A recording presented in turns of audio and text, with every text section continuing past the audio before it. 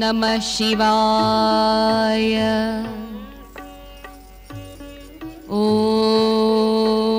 नमः शिवाय।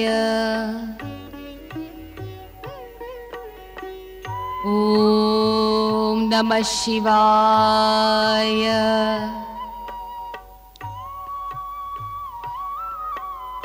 ॐ नमः शिवाय। ప్రాణేశ్వరి, నేడు నీకి శివభక్తి ఎలా పుట్టుకొచ్చింది?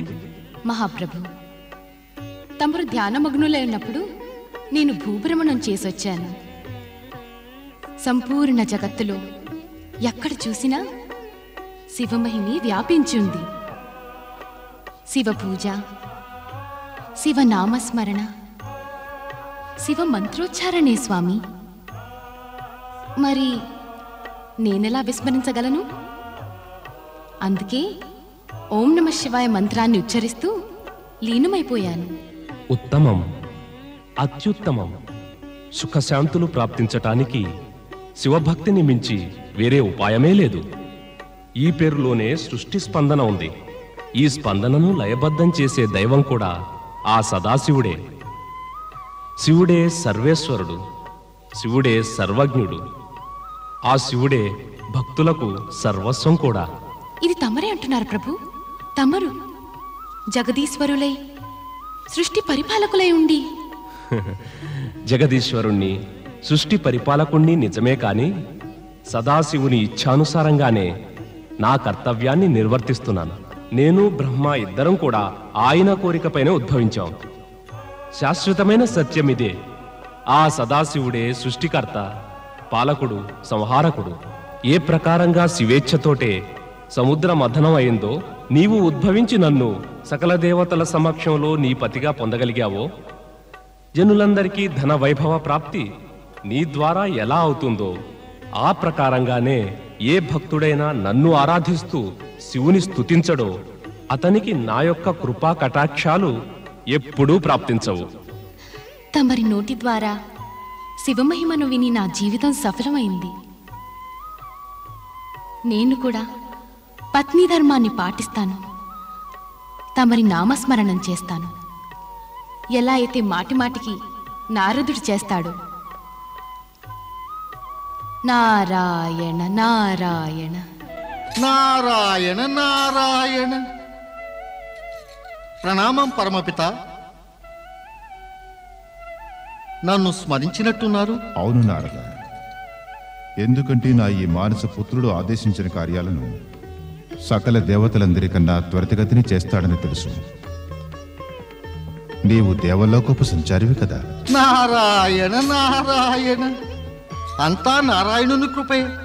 మీరు నన్ను ప్రశంసించారు సరే, ఇప్పుడు ఆ కార్యమేమిటో ఆదేశిస్తే ధన్యుడనవుతాను. నారద, నీవు ఘటనలన్నింటికీ సాక్షివి. సముద్ర మథనం నుంచి విషం రాక హాహాకారాలు చోటు చేసుకున్నాయి. విష ప్రభావం నుండి సృష్టిని కాపాడటానికి కరుణాసాగరుడైన శివుడు హాలాహలాన్ని సేవించి నీలకంఠుడయ్యాడు. పరమేశ్వరుడు భక్తవత్సలుడు కదా. ఆయన తన భక్తులనే కాక జనులందరినీ, సకల ప్రాణికోటిని విషప్రభావం నుండి కాపాడటానికి హలాహలాన్ని సేవించాడు. శంకరుడే సేవించకపోయి ఉంటే సృష్టికే భంగం కలిగేది కదా పరమపిత. అది నిజమే.